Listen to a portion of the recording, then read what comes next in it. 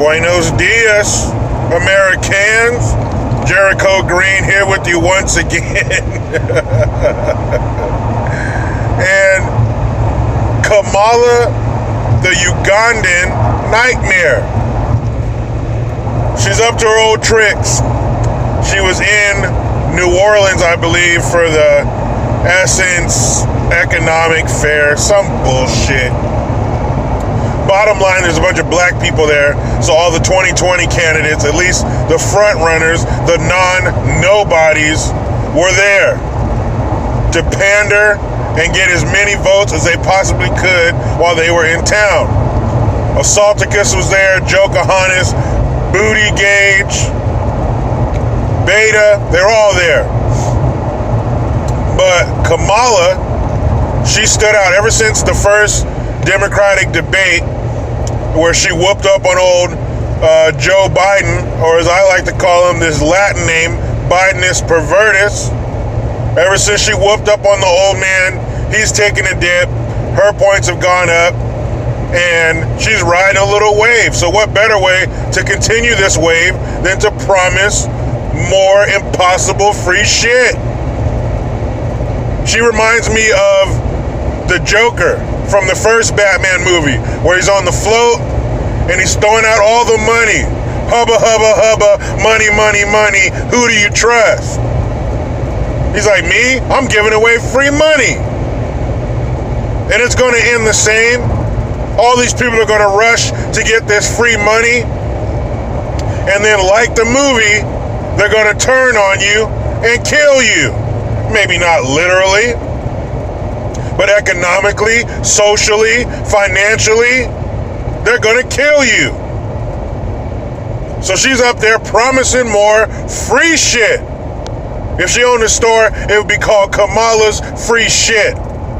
So she's saying she wants to invest $100 billion into black homeownership because she says she wants to combat redlining, which is a former practice of denying loans and insurance and things of that nature, business loans, to areas that are lower income. It was usually targeted at inner city black folk.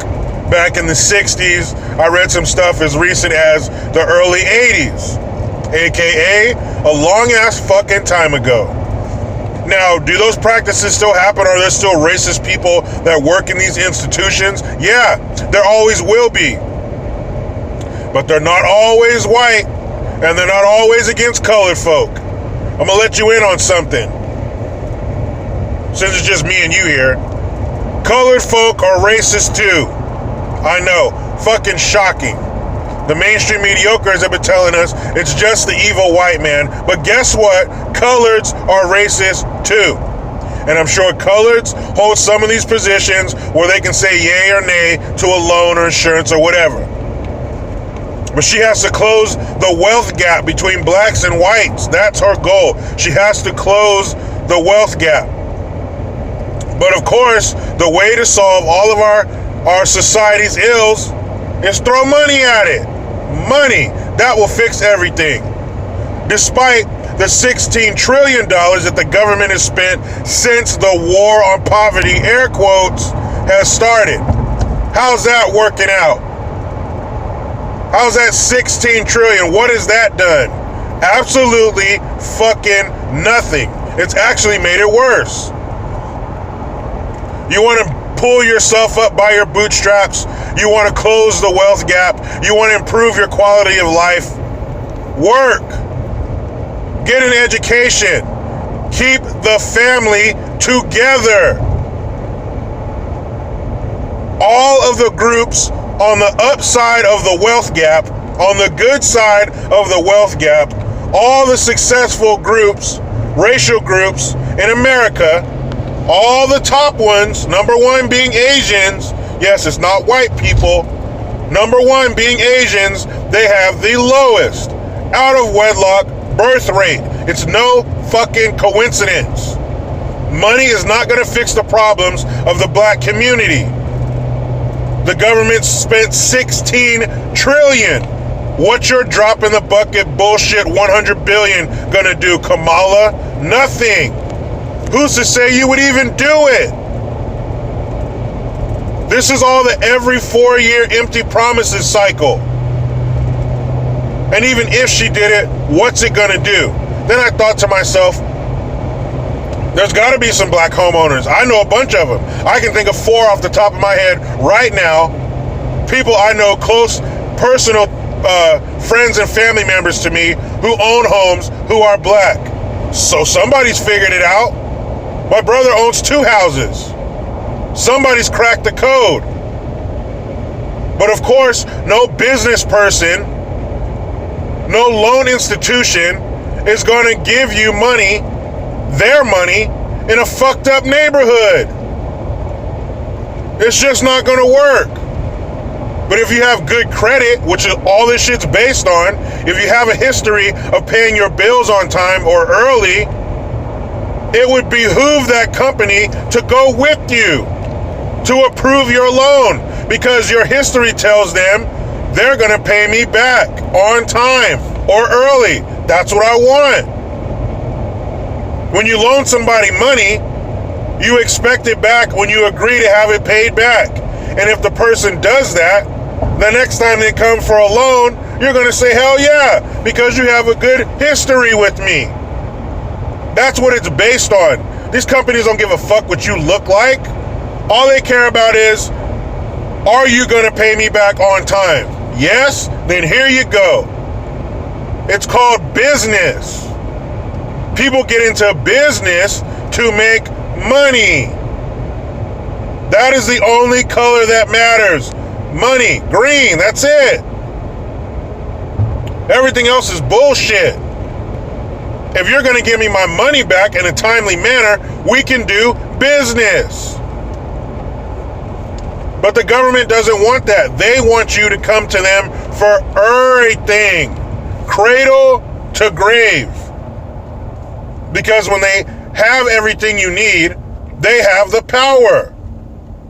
It's like being a child. You have no money, so you have no power. Your parents hold everything. Your education, your food, your clothing, your housing. They hold the key to all that, so they have the power. That's why the government wants that from us. They want us to go to them for health care. They want us to go to them for that, so they have the power. None of these fuckers are saying anything that mean anything. All they're saying is, I'll give you free shit. No, I'll give you more free shit. I'll give you more free shit. That's it. They haven't said what they're going to do with North Korea, how they would deal with Iran, how they're going to create jobs. Nothing. It's just open borders, free shit. Free healthcare for Americans and illegals. Everybody come on in. That's all they have. They have no platform. They have no message. They have no plan. All they have is emotions and money. And she's continuing the trend. And it must work. That's why they're doing it. $100 billion for home ownership. Build good credit, and you don't need the government for that shit. You can do it yourself. Cut out the middleman. I don't need the government to help me get a house because I'm black. What about white people that can't afford a house and they want to get one? What about Mexicans who want a house and they can't afford one? You're going to allocate $100 billion for them too? You can't do that. When you have a group of people and you only give extra help and free shit to one person in that group, it creates animosity among the other people. Why the fuck are you giving them free shit? I need help too. What, you turn to them and say, you have white privilege.